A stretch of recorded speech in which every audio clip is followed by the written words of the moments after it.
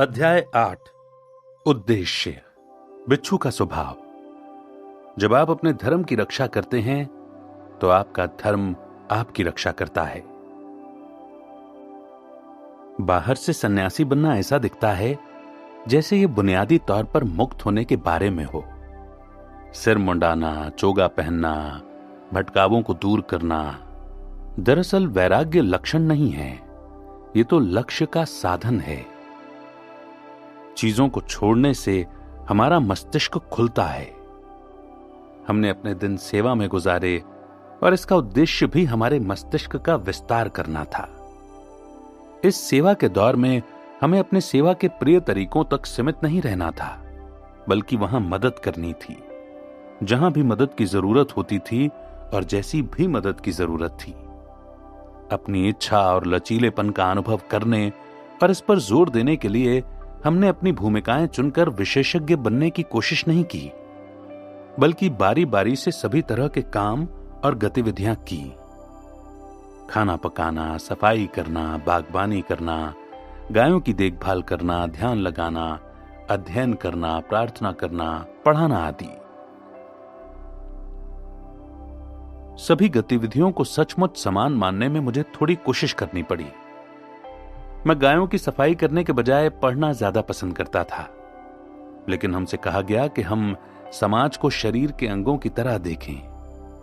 कोई भी एक अंग किसी दूसरे से ज्यादा महत्वपूर्ण नहीं था। सभी अंग मिलकर काम करते थे और शरीर को उन सभी की जरूरत थी। इस समान सह अस्तित्व के बावजूद यह स्पष्ट हो गया कि हम में से प्रत्येक के अलग अलग स्वाभाविक रुझान थे। कोई जानवरों की देखभाल के प्रति आकर्षित था, नहीं मैं नहीं। कोई दूसरा खाना पकाने में आनंद ले सकता था, किसी तीसरे को बागवानी में भारी संतुष्टि मिल सकती थी। हमने इतनी व्यापक गतिविधियां की कि हालांकि हम अपने खास रुझानों में नहीं रुके, लेकिन हम ये अवलोकन और मनन कर सकते थे कि वे किन क्षेत्रों में थे। हम नई योग्यताओं के साथ प्रयोग कर सकते थे, उनका अध्ययन कर सकते थे और देख सकते थे कि उनमें बेहतर बनने पर हमें कैसा महसूस होता था। हमें क्या पसंद आया, हमें क्या स्वाभाविक और संतुष्टिदायक महसूस हुआ, क्यों। अगर गायों की साफ सफाई करने जैसी कोई चीज मुझे असहज बनाती थी तो मैं दूर नहीं मुड़ता था। इसके बजाय मैं उन भावनाओं को समझने के लिए खुद को धकेलता था कि मेरी असहजता की जड़ में कौन सी चीज थी। मैं जल्दी ही पहचान गया कि मैं अहम की वजह से बहुत छोटे या निचले कामों से नफरत करता था। मैं उन्हें समय की बर्बादी मानता था, क्योंकि मेरे हिसाब से मैं उस समय का बेहतर निवेश करके सीख सकता था।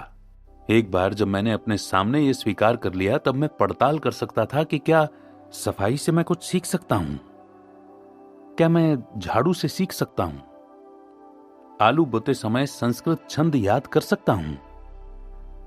नीरस काम करते वक्त मैंने अवलोकन किया कि झाड़ू का मुंह पूरी तरह लचीला होता है, तभी ये हर जगह और कोने में जा सकती है। कड़क झाड़ू से यह काम सबसे अच्छी तरह नहीं हो सकता। मेरे सन्यासी मन को इसमें एक महत्वपूर्ण सबक दिख गया। अध्ययन और विकास के हर कोने तक पहुंचने के लिए हमें भी लचीलेपन की जरूरत होती है। आलू बोने के मामले में मैंने पाया कि इसकी लय से मुझे छंद याद करने में मदद मिलती थी, जबकि छंद आलूओं में रोमांच भरता था। आश्रम की इस स्वसीमित सृष्टि में अपनी शक्तियों और कमजोरियों की पड़ताल करने से हम में से हर एक को अपने धर्म तक पहुंचने में मदद मिली। संस्कृत के कई शब्दों की तरह ही धर्म शब्द का अनुवाद भी किसी एक अंग्रेजी शब्द में नहीं किया जा सकता। हालांकि आपका आह्वान इसके काफी करीब आता है। धर्म की मेरी परिभाषा इसे हमारे वर्तमान जीवन के लिए व्यवहारिक बनाने का प्रयास है। मैं धर्म को वर्ण और सेवा का मिश्रण मानता हूं। वर्ण यह भी एक ऐसा शब्द है जिसके जटिल अर्थ हैं। इसे जोश और योग्यता के मिश्रण की तरह देखें। सेवा संसार की आवश्यकताओं को समझने और निस्वार्थ भाव से दूसरों की सेवा करना है। जब आपकी स्वाभाविक योग्यताएं और जोश संसार की आवश्यकता से जुड़ जाते हैं और आपका उद्देश्य बन जाते हैं, तो आप अपने धर्म में जी रहे हैं। जब आप अपना समय और ऊर्जा अपने धर्म में जीने में लगाते हैं, तो आपको यह संतुष्टि मिलती है कि आप अपनी सर्वश्रेष्ठ योग्यताओं का इस्तेमाल कर रहे हैं और एक ऐसा काम कर रहे हैं जो संसार के लिए महत्वपूर्ण है। अपने धर्म में जीना संतुष्टि का निश्चित मार्ग है। इस पुस्तक के पहले भाग में हमने इस बारे में बात की थी कि हमें उन प्रभावों और भटकाने वाली चीजों के बारे में जागरूक बनना है और उन्हें छोड़ना है जो हमें संतुष्टिदायक जीवन से दूर भटकाती हैं। अब हम अपने मार्गदर्शक मूल्यों और सबसे गहरे इरादों या संकल्पों के इर्द गिर्द जीवन को दोबारा बनाते हैं। यह विकास धर्म से शुरू होता है। दो सन्यासी नदी में अपने पैर धो रहे थे। तभी उन्हें एक डूबता हुआ बिच्छू दिखाई दिया। एक सन्यासी ने तुरंत उसे उठाया और तट की जमीन पर रख दिया। हालांकि यह काम उसने काफी फुर्ती से किया, लेकिन इस प्रक्रिया में बिच्छू ने उसे काट लिया। वो सन्यासी अपने पैर दोबारा धोने लगा। तभी दूसरे सन्यासी ने कहा, अरे देखो, वो मूर्ख बिच्छू एक बार फिर से पानी में गिर गया है। पहले सन्यासी ने छुपकर बिच्छू को दोबारा बाहर निकाला, लेकिन एक बार फिर उसे बिच्छू ने काट लिया। दूसरे सन्यासी ने उससे पूछा, भाई तुम उस बिच्छू को बार बार क्यों बचाते हो, जबकि तुम जानते हो कि काटना इसका स्वभाव है? सन्यासी ने जवाब दिया, क्योंकि इसे बचाना मेरा स्वभाव है। सन्यासी विनम्रता का प्रदर्शन कर रहा है। वो अपने दर्द को बिच्छू के जीवन से ज्यादा महत्व नहीं देता है।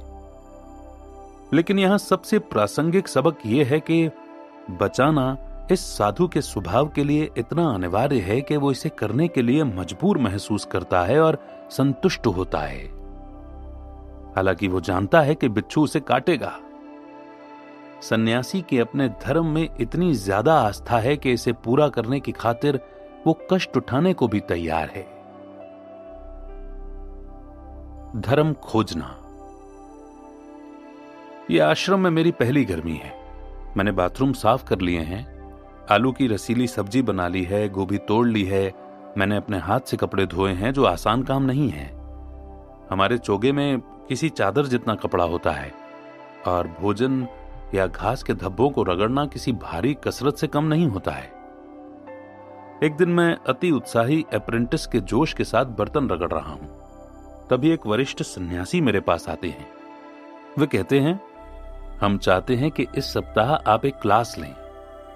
विषय गीता की यह पंक्ति है, जो भी कार्य किसी महान व्यक्ति द्वारा किया जाता है, आम लोग उसका अनुसरण करते हैं और वो अपने कार्यों की मिसाल से जो मापदंड तय करता है, सारा संसार उन्हीं का अनुसरण करता है। मैं ये करने के लिए सहमत हो जाता हूं और जब मैं बर्तन रगड़ने की ओर लौटता हूं तो मैं इस बारे में सोचने लगता हूं कि मैं क्या कहूंगा। मैं धर्म ग्रंथ का बुनियादी सार समझता हूं। हम मिसाल से सिखाते हैं। यह मेरी समझ में आ जाता है कि आपकी कथनी और करनी में अंतर हो सकता है। आप वो नहीं हैं जो आप कहते हो, आप तो वो है जैसा आप व्यवहार करते हैं। इससे मुझे सेंट फ्रांसिस ऑफ अगासी का एक उदाहरण याद आ जाता है। सारे समय धर्म ग्रंथ का उपदेश दें, जब आवश्यक हो तो शब्दों का इस्तेमाल करें। मेरी ही तरह कई दूसरे सन्यासी भी 5 साल की उम्र में आश्रम नहीं आए थे। वे अच्छे स्कूलों में गए थे, उनकी गर्लफ्रेंड और बॉयफ्रेंड थे, वे टीवी और फिल्में देखते थे। उन्हें इस पंक्ति का अर्थ समझने में जरा भी मुश्किल नहीं आएगी। लेकिन मैं यह पता लगाने के लिए रोमांचित था कि मैं उनके आश्रम के बाहर अनुभवों के लिए इस पंक्ति को नया और प्रासंगिक कैसे महसूस करा सकता हूं। हमारी लाइब्रेरी के उम्र दराज कंप्यूटरों में बेहद कष्टदायक धीमा इंटरनेट कनेक्शन है। मैं भारत में हूं। यह एक वीरान इलाका है और ऐसा लगता है कि हर इमेज को डाउनलोड होने में 1 घंटा लगता है। कॉलेज लाइब्रेरी के तेज कंप्यूटरों पर शोध करने के बाद मुझे यह इंतजार दर्द भरा लगता है। लेकिन मैं जानता हूं कि किचन में मेरे साथी सन्यासी पानी के उबलने का धैर्यपूर्वक इंतजार कर रहे हैं। जैसा वे कर रहे हैं, मैं भी प्रक्रिया का सम्मान करने की कोशिश करता हूं। अपने शोध के दौरान मैं संवाद के मनोविज्ञान से मंत्रमुग्ध होता हूं। मुझे अल्बर्ट मेहरेबियन का अध्ययन मिलता है, जिससे मुझे पता चलता है कि हमारा 55% संवाद बॉडी लैंग्वेज के माध्यम से संप्रेषित होता है, 38% आवाज के लहजे से और केवल 7% हमारे बोले जाने वाले वास्तविक शब्दों से। ये सामान्य दिशा निर्देश है, लेकिन ऐसी स्थितियों में भी जहां ये प्रतिशत बदलते हैं, सच्चाई यही रहती है कि हमारा ज्यादातर संवाद गैर शाब्दिक होता है। मैं ये टटोलने में डूब जाता हूं कि हम अपने संदेश और मूल्यों को कैसे संप्रेषित करते हैं। मैं विभिन्न लीडर्स की संवाद शैलियों का विश्लेषण करता हूं और ये पता लगाता हूं कि ये सब हमारे जीवन के लिए किस तरह प्रासंगिक है। बाकी के अलावा मैं जैन गुडॉल के बारे में भी पढ़ता हूं, जिनका लीडर बनने का कभी कोई इरादा नहीं था। वे सबसे पहले 1960 में चिंपांजियों का अध्ययन करने के लिए तंजानिया के जंगलों में दाखिल हुईं, लेकिन उनके शोध ने संरक्षण को महत्वपूर्ण रूप से दोबारा परिभाषित किया। उस क्षेत्र में महिलाओं को आकर्षित किया और लाखों युवाओं को संरक्षण में शामिल होने के लिए प्रेरित किया। हमारी क्लास एक मध्यम आकार के कमरे में लगती है। मैं ऊंचे कुशन वाले आसन पर अपनी जगह लेता हूं और विद्यार्थी मेरे सामने कुशन पर बैठते हैं। मैं किसी तरह से खुद को उनके ऊपर नहीं मानता हूं, बस मेरा आसन ऊंचा है। हम सन्यासी पहले ही ये सीख चुके हैं कि हर व्यक्ति हमेशा एक साथ विद्यार्थी और शिक्षक होता है। जब मैं अपना व्याख्यान पूरा करता हूं तो मुझे खुशी होती है कि ये काफी अच्छा हुआ। मुझे विचारों को बताने में भी उतना ही आनंद आया जितना उन पर शोध करने में आया था। लोग मुझे धन्यवाद देते हैं और बताते हैं कि उन्हें मेरे दिए उदाहरण बहुत पसंद आए थे और मैंने प्राचीन पंक्ति को कितनी अच्छी तरह प्रासंगिक महसूस कराया था। एक दो मुझसे पूछते हैं कि मैंने कैसे तैयारी की। उन्होंने गौर किया कि मैंने इसमें कितनी मेहनत की थी। जब मैं अपनी संतुष्टि और उनकी कद्र की धूप सेकता हूं तो मुझे अपने धर्म का एहसास होने लगा। अध्ययन करना, ज्ञान के साथ प्रयोग करना और व्याख्यान देना। हर व्यक्ति की एक मनोदैहिक प्रकृति होती है जो ये तय करती है कि वे कहां फलेंगे, फूलेंगे और प्रगति करेंगे। आप जिन चीजों में अच्छे हैं, धर्म उनके प्रति आपके स्वाभाविक रुझान का इस्तेमाल दूसरों की सेवा के लिए करता है। आपको जोश महसूस होना चाहिए जब प्रक्रिया सुखद हो और आपका काम योग्यतापूर्ण हो, और दूसरों की प्रतिक्रिया सकारात्मक होनी चाहिए, जिससे यह पता चले कि आपके जोश का एक उद्देश्य है। यह धर्म का जादुई फार्मूला है। जोश, विशेषता और उपयोगिता इज इक्वल टू धर्म, यानी कि धर्म के बराबर हैं। जब लोग हमारे काम के बारे में अच्छी चीजें कहते हैं और हम केवल हल्के रोमांचित होते हैं, तो ये इस बात का संकेत है कि हम काम के बारे में खुद जोशीले नहीं हैं। और अगर हम अपनी रुचियों और योग्यताओं को निखारते हैं लेकिन कोई उन पर प्रतिक्रिया नहीं करता है, तो इसका मतलब है कि हमारा जोश उद्देश्य से रहित है। यदि इन दोनों में से एक भी नहीं है तो हम अपने धर्म को नहीं जी रहे हैं। जब लोग इस बारे में कल्पना करते हैं कि वे क्या करना चाहते हैं और क्या बनना चाहते हैं, तो वे अक्सर पूरी तरह से जांच करके ये पता नहीं लगाते हैं कि क्या ये उनके धर्म के अनुकूल है। लोग सोचते हैं कि वे वित्त के क्षेत्र में जाना चाहते हैं क्योंकि वहां बहुत पैसा है, या वे डॉक्टर बनना चाहते हैं क्योंकि ये सम्मानित पेशा है, लेकिन वे ये जाने बिना ही उस दिशा में आगे बढ़ जाते हैं कि क्या ये पेशा उनके लिए उपयुक्त है, क्या उन्हें प्रक्रिया पसंद आएगी, परिवेश पसंद आएगा, काम की ऊर्जा पसंद आएगी, या क्या वे इसमें अच्छे हैं। हर चीज जो आप हैं। दो झूठ हैं जो हम में से कुछ लोग बड़े होते समय सुनते हैं। पहला है, तुम कभी कुछ नहीं बन पाओगे, और दूसरा है, तुम कुछ भी बन सकते हो जो तुम चाहो। सच्चाई यह है कि आप कुछ भी नहीं बन सकते जो आप चाहें, लेकिन आप वो सब बन सकते हैं जो आप हैं। सन्यासी एक यात्री है, लेकिन ये यात्रा अंदर की तरफ है, जो हमें अपने सबसे सच्चे, आत्मविश्वासी शक्तिशाली स्व के ज्यादा करीब ले जाती है। अपने जोश और उद्देश्य को खोजने के लिए किसी भारी भरकम खोज पर जाने की जरूरत नहीं है। मानो ये किसी दूरस्थ भूमि में दफन खजाना हो जो खोजे जाने का इंतजार कर रहा है। आपका धर्म पहले से ही आपके साथ है, ये हमेशा आपके साथ रहा है, ये आपके अस्तित्व में बना हुआ है। यदि हम अपने दिमाग को खुला और उत्सुक रखते हैं तो हमारा धर्म अपनी घोषणा कर देता है। इसके बावजूद अपने धर्म को उजागर करने के लिए कई साल की पड़ताल की जरूरत पड़ सकती है। आज के संसार में हमारी एक बहुत बड़ी चुनौती यह है कि हम पर बड़े भारी काम तुरंत करने का दबाव रहता है। फेसबुक के संस्थापक मार्क जकरबर्ग और स्नैपचैट के सह संस्थापक इवान स्पीगल, जो 24 साल की उम्र में संसार के सबसे युवा बिलियनियर बने, इन जैसे लोगों को जीवन में जल्दी ही सफलता मिल गई। यही चांस द रैपर और बेला हदीद जैसी मशहूर हस्तियों के साथ हुआ। यह देखकर हम में से कई महसूस करते हैं कि अगर हम 20 से 30 साल की उम्र तक अपना आवाहन नहीं खोज पाते और अपने क्षेत्र में शिखर तक नहीं पहुंच पाते तो हम असफल हो गए हैं। जल्दी सफलता हासिल करने के लिए लोगों पर इतना सारा दबाव डालना न सिर्फ तनावपूर्ण होता है बल्कि ये दरअसल सफलता में बाधा भी डाल सकता है। फोर्ब्स मैगजीन के प्रकाशक रिच कार्लगार्ड ने अपनी पुस्तक लेट ब्लूमर्स में लिखा है कि हम में से ज्यादातर लोग इतनी जल्दी अपनी स्वाभाविक लय में नहीं आ पाते हैं, लेकिन शैक्षणिक परीक्षाओं पर समाज का ध्यान इतना ज्यादा है। सही कॉलेजों में प्रवेश हासिल करने और डिग्री लेने से पहले एक ऐप बनाने और बेचने का दबाव इतना ज्यादा है कि इससे वे लोग काफी चिंता और डिप्रेशन में रहते हैं जो 24 साल की उम्र तक संसार को नहीं जीत पाए हैं। रोचक बात यह है कि चिंता और डिप्रेशन का यही स्तर उन लोगों में भी दिखाई देता है जो पहले से ही महत्वपूर्ण पहचान बना चुके हैं। जिन लोगों ने जल्दी सफलता पाई है उनमें से कई प्रदर्शन के उसी स्तर को कायम रखने के लिए जबरदस्त दबाव महसूस करते हैं। लेकिन जैसा कार्लगार्ड संकेत करते हैं, बहुत सारे जबरदस्त सफल लोगों ने जीवन में बाद में सफलता हासिल की है।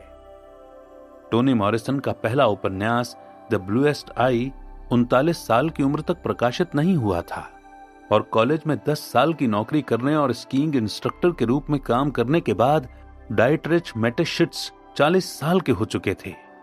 तब कहीं उन्होंने दिग्गज energy drink company red bull की स्थापना की थी। ध्यान दें, स्व जागरूकता को विकसित करें, अपनी शक्तियों को पोषण दें और आप अपनी राह खोज लेंगे। और एक बार जब आप अपना धर्म खोज लें तो फिर इसका अनुसरण करें। दूसरे लोगों का धर्म। भगवत गीता कहती है कि किसी दूसरे के धर्म का पालन पूरी तरह से करने के बजाय खुद के धर्म का पालन अधूरी तरह से करना बेहतर है। या जैसा स्टीव जॉब्स ने अपने 2005 के स्टैनफोर्ड दीक्षांत समारोह में कहा था, आपका समय सीमित है, इसलिए इसे किसी दूसरे का जीवन जीने में बर्बाद न करें। अपनी आत्मकथा में आंद्रे अगासी ने संसार में एक बम फोड़ा। विश्व के पूर्व नंबर 1 टेनिस खिलाड़ी, 8 बार ग्रैंड स्लैम विजेता और स्वर्ण पदक विजेता अगासी को टेनिस पसंद नहीं था। अगासी के पिता ने उन पर खेलने का दबाव डाला था और हालांकि वे टेनिस में बेहद सफल हुए, लेकिन वे इससे नफरत करते थे। वे बेहद सफल थे और उन्होंने ढेर सारे पैसे कमाए थे। यह तथ्य मायने नहीं रखता था कि यह उनका धर्म नहीं था। बहरहाल अगासी ने अपने टेनिस कोर्ट की सफलता को अपने सच्चे जोश में बदल लिया। अब टेनिस में सर्विस करने के बजाय वे असली सर्विस कर रहे हैं, यानी वे दूसरों की सेवा कर रहे हैं। अपने मूल स्थान नेवादा में आंद्रे अगासी फाउंडेशन बच्चों के लिए बाकी बुनियादी सेवाएं प्रदान करता है और जोखिम वाले युवाओं के लिए K-12 कॉलेज प्रिपरेटरी स्कूल चलाता है। हमारा समाज हमारी शक्तियों का लाभ लेने के बजाय हमारी कमजोरियों को मजबूत बनाने पर ध्यान केंद्रित करता है। स्कूल में अगर आपको 3 विषयों में A ग्रेड मिलते हैं और एक में D ग्रेड मिलता है, तो आपके आसपास के सभी वयस्क उस डी पर ध्यान केंद्रित करते हैं। स्कूल में हमारे ग्रेड, मानक टेस्ट के स्कोर, प्रदर्शन समीक्षाएं, यहां तक कि खुद को सुधारने की कोशिशें भी हमारी कमियों को रेखांकित करती हैं और हमें उन्हें सुधारने के लिए प्रेरित करती हैं। लेकिन अगर हम उन कमियों को अपनी असफलता मानने के बजाय किसी दूसरे का धर्म मान लें तो क्या होगा? बेनेडिक्टिन नन सिस्टर जोआन चिटेस्टर ने लिखा है, स्व की सीमाओं में विश्वास हमें खोलता है और दूसरों की प्रतिभाओं में विश्वास हमें सुरक्षित बनाता है। हमें यह गहरा एहसास होता है कि हमें हर चीज नहीं करनी है, हम हर चीज नहीं कर सकते। मैं जो नहीं कर सकती वो किसी दूसरे की प्रतिभा और जिम्मेदारी है। मेरी सीमाएं दूसरे लोगों की प्रतिभाओं के लिए जगह बनाती हैं। अपनी कमजोरियों पर ध्यान केंद्रित करने के बजाय हम अपनी शक्तियों पर केंद्रित होते हैं और उन्हें अपने जीवन के केंद्र में लाने के तरीके खोजते हैं। यहां 2 महत्वपूर्ण चेतावनियां हैं। सबसे पहले, अपने धर्म का अनुसरण करने का यह मतलब नहीं है कि आपको फ्री पास मिल जाता है।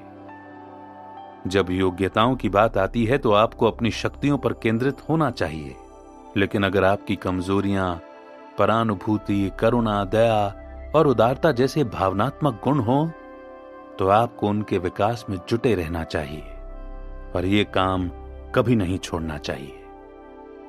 अगर आप में करुणा नहीं है तो कंप्यूटर उस्ताद होने में कोई तुक नहीं है। आपकी योग्यता के कारण आपको बेरहम बनने की स्वतंत्रता नहीं मिलती है। दूसरी चेतावनी, स्कूल में बुरे ग्रेड का मतलब यह नहीं है कि आप उस विषय को पूरी तरह से छोड़ दें। हमें कमजोरी और अनुभव की कमी में फर्क करने की सावधानी रखनी चाहिए। हम में से कुछ लोग अपने धर्म के बाहर इसलिए जीते हैं क्योंकि हमने ये पता ही नहीं लगाया है कि ये क्या है। विकल्पों को खारिज करने से पहले व्यापक प्रयोग करना महत्वपूर्ण है और इस तरह की ज्यादातर प्रयोगशीलता ज्यादातर स्कूल और दूसरी जगह पर की जाती है जब हम छोटे होते हैं। मेरा खुद का धर्म कुछ अनुभवों से उत्पन्न हुआ जो मुझे बहुत अप्रिय लगे थे। आश्रम में वो क्लास पढ़ाने से पहले मुझे लोगों के सामने व्याख्यान देना या सार्वजनिक संभाषण अच्छा नहीं लगता था। 7-8 साल की उम्र में मैंने एक स्कूल असेंबली में हिस्सा लिया जहां बच्चों ने अपनी सांस्कृतिक परंपराओं का प्रदर्शन किया। मेरी मां ने मुझे भारतीय राजा की तरह तैयार किया और मुझे खराब फिटिंग वाली साड़ी जैसे वस्त्र में लपेट दिया, जिससे मेरा अजीब शरीर और अजीब दिख रहा था। और जैसे ही मैं मंच पर पहुंचा, बच्चे हंसने लगे। मैं इतना घबरा रहा था कि मेरे होश उड़ गए और जब मैंने संस्कृत में एक प्रार्थना गाना शुरू की तो उन्हें यह समझ में नहीं आई। 2 मिनट के भीतर ही 500 बच्चे और सारे शिक्षक मुझ पर हंस रहे थे। मैं प्रार्थना भूल गया और मैंने अपने सामने के कागज को देखा, लेकिन मैं आंसुओं की वजह से शब्द नहीं पढ़ पाया। मेरी टीचर को चलकर मंच तक आना पड़ा। उन्होंने अपनी बांह मेरे गले में डाली और मुझे दूर ले गईं, जबकि हर व्यक्ति हंसता रहा।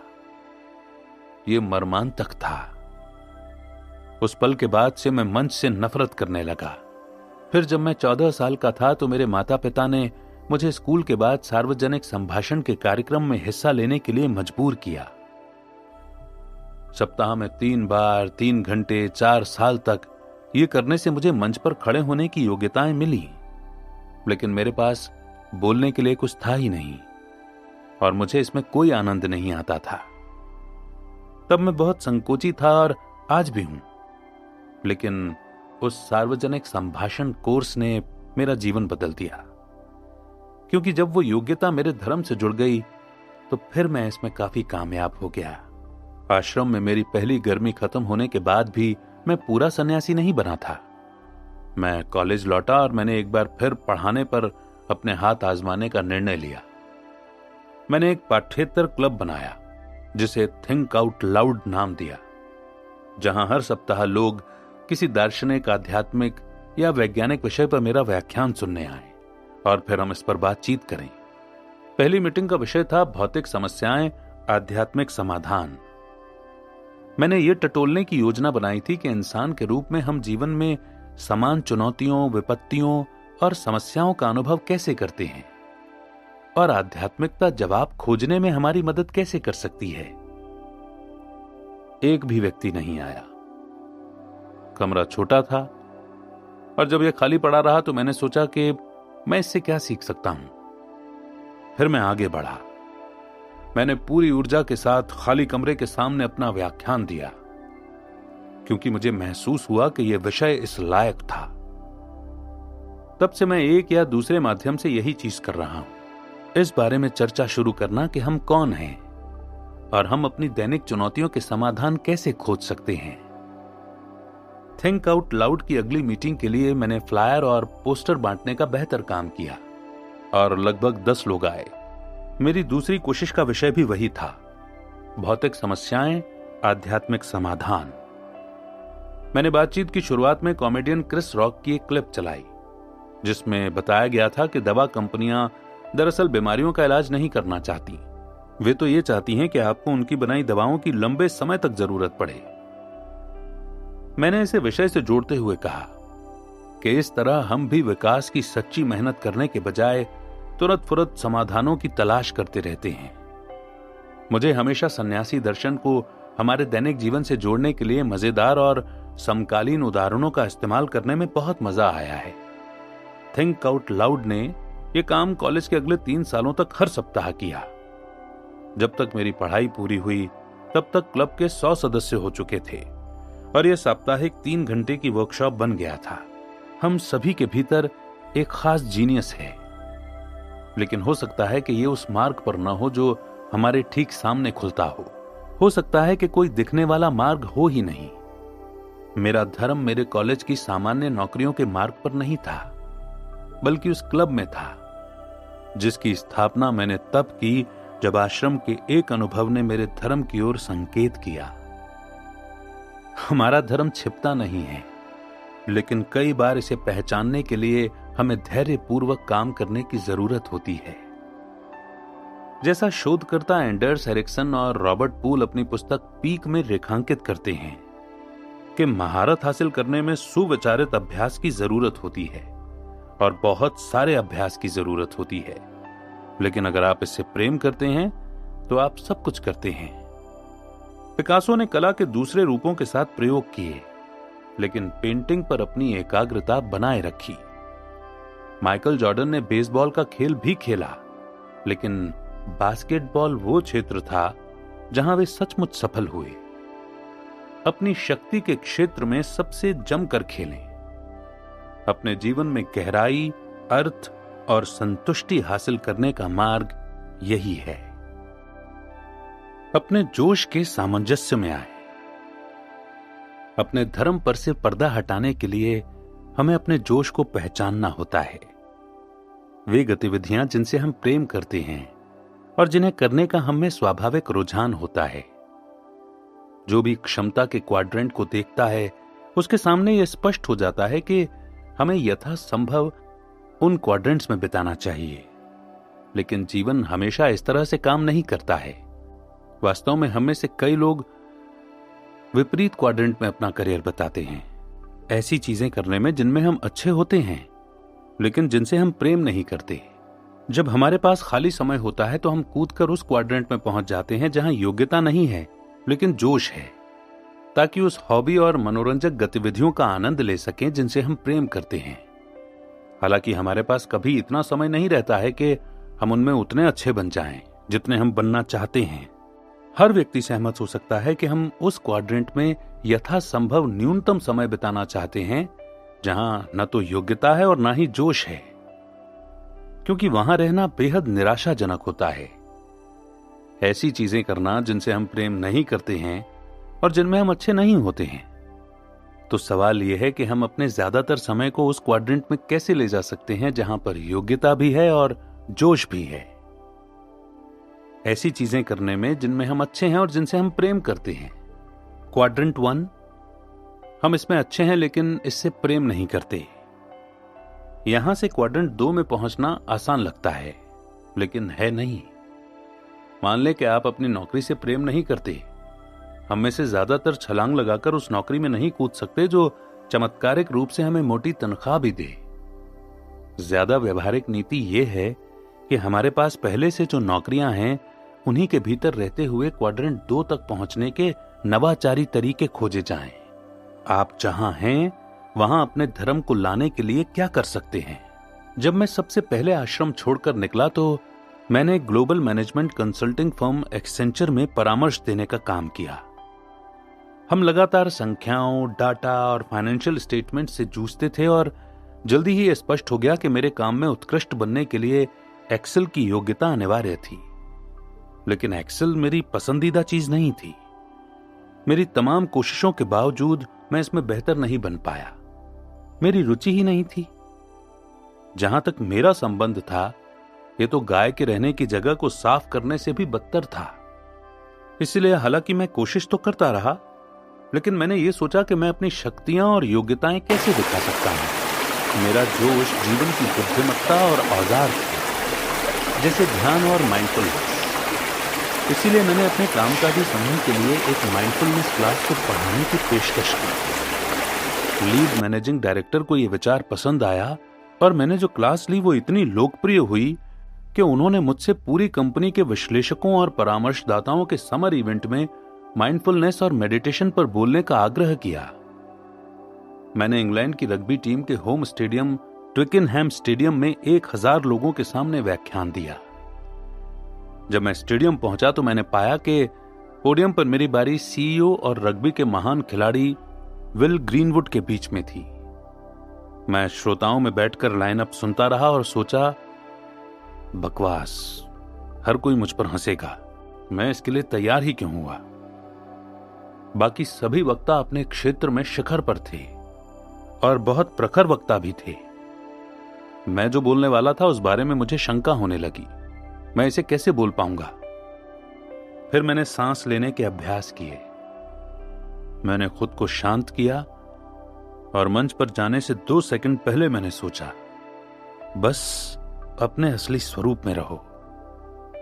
मैं किसी दूसरे के धर्म को करने की कोशिश करने के बजाय अपने खुद के धर्म को पूरी तरह से करूंगा। मैं खड़ा हुआ, अपना काम किया और इसके बाद जो मुझे प्रतिक्रिया मिली वो अपूर्व थी। जिस डायरेक्टर ने यह कार्यक्रम आयोजित किया था, उन्होंने कहा, मैंने कभी परामर्शदाताओं और विश्लेषकों की भीड़ को इतना शांत नहीं देखा कि आप एक सुई गिरने की आवाज भी सुन सकते हो। बाद में उन्होंने मुझे इंग्लैंड में पूरी कंपनी में माइंडफुलनेस पढ़ाने के लिए आमंत्रित किया। यह मेरे लिए टिपिंग पॉइंट यानी कि निर्णायक बिंदु था। मैंने देखा कि मैंने अपने जीवन के 3 साल सिर्फ सन्यासियों के लिए प्रासंगिक फिलॉसफी सीखने में नहीं बिताए थे, जो आश्रम के बाहर प्रासंगिक नहीं थी। मैं अपनी सीखी हुई सारी योग्यताओं पर अमल कर सकता था। मैं आधुनिक संसार में अपने धर्म को सचमुच पूरा कर सकता था। पुनश्च मैं अब भी नहीं जानता था कि एक्सेल का इस्तेमाल कैसे करना है।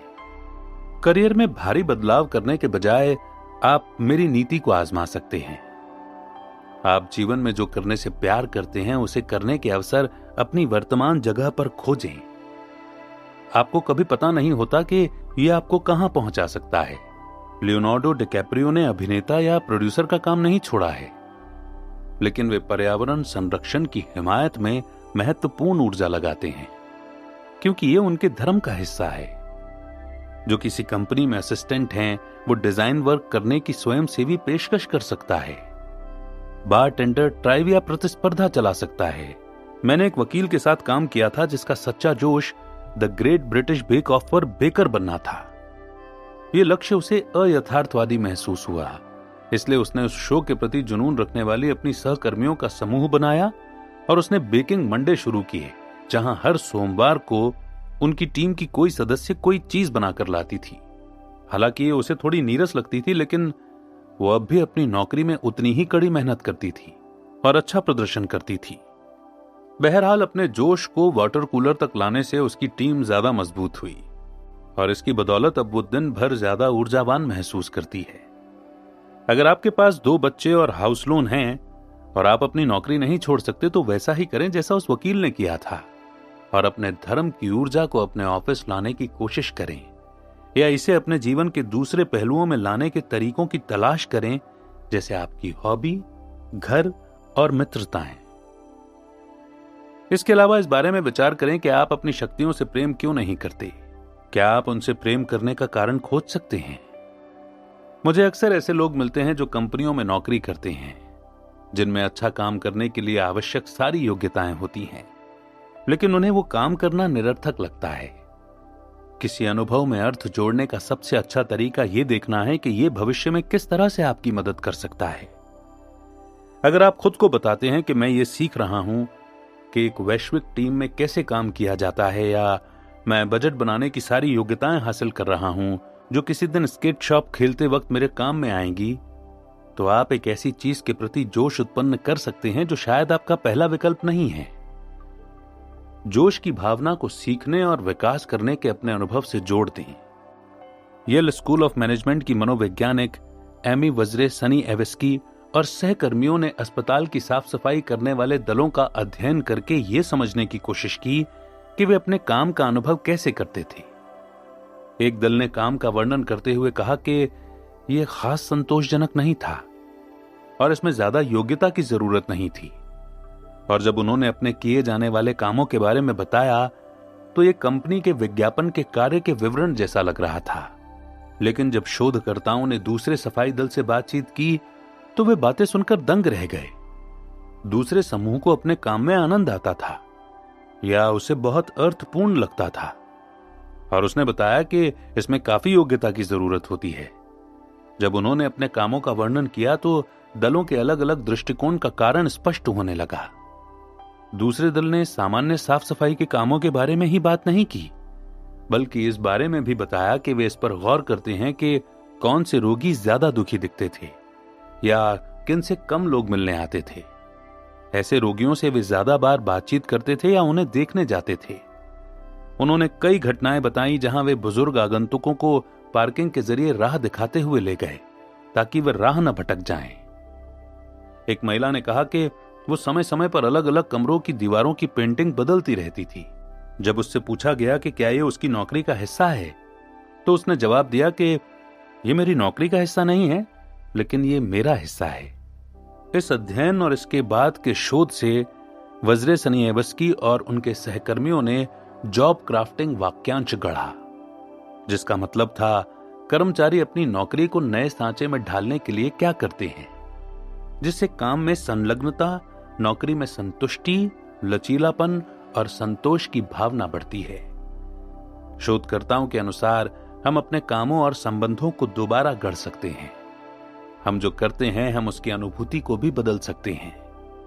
जैसे साफ सफाई करने वाले खुद को उपचारक और राजदूत मानते थे। ये बहुत महत्वपूर्ण होता है कि हम किस इरादे से अपना काम करते हैं। इसी से यह तय होता है कि हम इसे कितना अर्थपूर्ण मानते हैं और यह हमें उद्देश्य का कितना व्यक्तिगत एहसास देता है। इसी समय अर्थ खोजना सीखें, इससे आपको जिंदगी भर फायदा होगा। क्वाड्रेंट नंबर 4, अच्छे नहीं है लेकिन प्रेम करते हैं।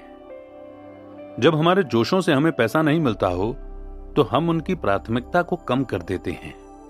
फिर हम कुंठित महसूस करते हैं कि हम उस गतिविधि से प्रेम करते हैं लेकिन उसे अच्छी तरह नहीं कर सकते या इतनी ज्यादा बार नहीं कर सकते कि उसका पूरा आनंद लें। समय हमेशा योग्यताओं को बेहतर बनाने का अचूक मार्ग है। क्या आप कोचिंग ले सकते हैं, कोर्स कर सकते हैं या प्रशिक्षण ले सकते हैं ताकि आप उस चीज में बेहतर हो जाएं जिससे आप प्रेम करते हैं? असंभव। आप कहते हैं अगर मेरे पास वो करने का समय होता तो यकीन माने कि मैं जरूर करता। हम अगले अध्याय में इसके बारे में बात करेंगे कि वो समय कैसे खोजें जो मौजूद ही नहीं है। लेकिन हाल फिलहाल मैं ये कहूंगा कि समय सबके पास होता है। हम नौकरी के लिए यात्रा करते हैं या हम खाना पकाते हैं या हम टीवी देखते हैं। हो सकता है हमारे पास 3 घंटे ना हो, लेकिन किसी पॉडकास्ट को सुनने या यूट्यूब वीडियो से कोई नई तकनीक सीखने के लिए हमारे पास 5-10 मिनट हमेशा होते हैं। आप 10 मिनट में बहुत कुछ कर सकते हैं। कई बार जब हम अपने धर्म का दोहन करते हैं तो ये हमारे लिए समय निकाल लेता है। जब मैंने पहल वीडियो बनाना शुरू किया तो मैं अपनी कंपनी से घर लौटने के बाद उन पर काम करता था। हर दिन 5 घंटे, सप्ताह में 5 दिन मैं 5 मिनट के वीडियो के संपादन पर ध्यान केंद्रित करता रहा।